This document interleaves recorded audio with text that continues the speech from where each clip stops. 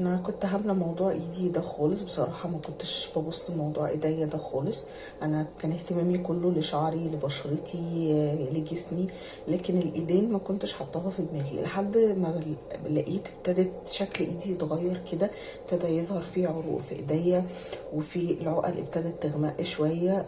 بصراحه اترعبت وجريت ادور على بقى في الوصفات والكريمات والحاجات دي على حاجات تظبط ايدي، واستمريت عليها علشان ما يحصلش غمقان او تجاعيد في ايديا تاني. انا هقولك خلاصة اللي انا عملته واللي ظبط ايدي، وانا مستمرية لحد دلوقتي على الخطوات دي علشان ما ابصش لشكل ايدي تضايقني او حاجة.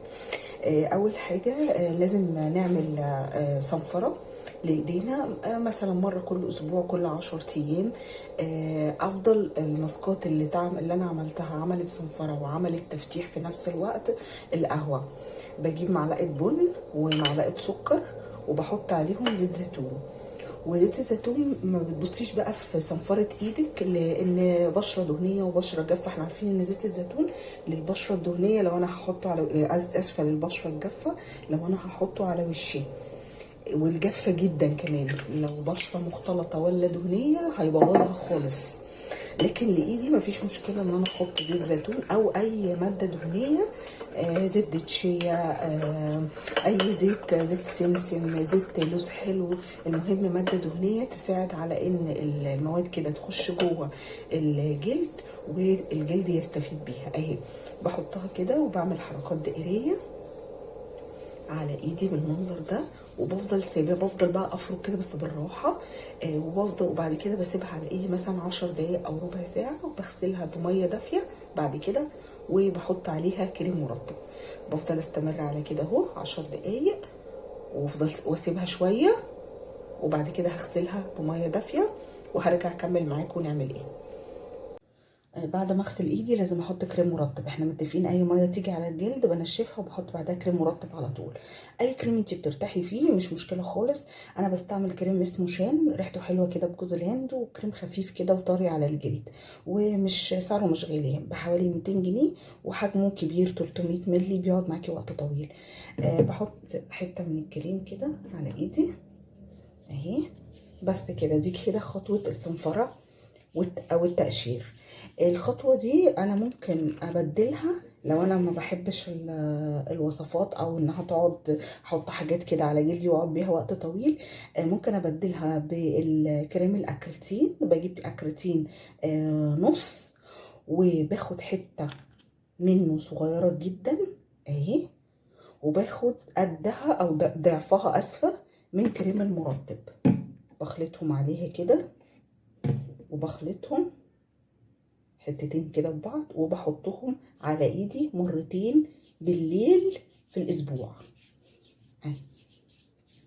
دي الخطوه دي خطوه التقشير او الصنفره. ممكن استبدلها بالوصفه اللي انا قلت لكم عليها بتاعه القهوه.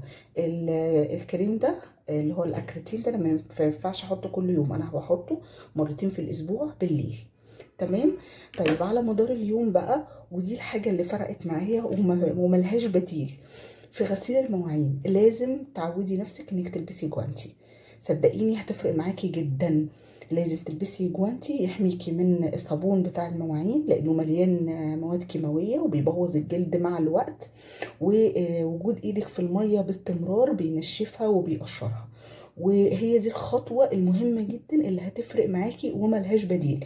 انا عارفه ان في ناس ما بتعرفش تغسل مواعين، ما بتعرفش تستعمل جوانتيات في التنظيف او في غسيل المواعين، بس هي ملهاش بديل. لازم تعودي نفسك على كده، هتحمي جلدك وهتقعدي ايدك يعني لحد عمر طويل، 60 و70 و80 سنة ان شاء الله، بشباب كده، وشكلها فيه حيوية كده وفاتحة وحلوة. لو انت بعدتيها عن مسحوق الغسيل، عن مسحوق غسيل الاطباق والحاجات اللي بتنضفي بيها البيت، وان هي تفضل في المية وقت طويل. وزي ما اتفقنا، خطوة الترطيب الترطيب الترطيب مهمة جدا. جدا، ما ينفعش ان انا اهملها. على قد ما تقدري ايدك غسلتي وشك غسلتي ايدك، بعد ما اخلص وانشفها لازم احط عليها كريم مرطب. بس كده. لو انت واظبتي على اللي انا بقوله لك ده بس استمريتي عليه، عمرك ما هتشوفي عقل ايدك غامقه، ولا ايدك فيها عروق، ولا فيها خطوط، ولا اي حاجه خالص. وهتبقي مبسوطه كده وفرحانه بايدك، وهتفضل ايدك كده بنت 20 سنه. اتمنى الفيديو يكون افادكم، واشوفكم على خير الفيديو الجاي ان شاء الله.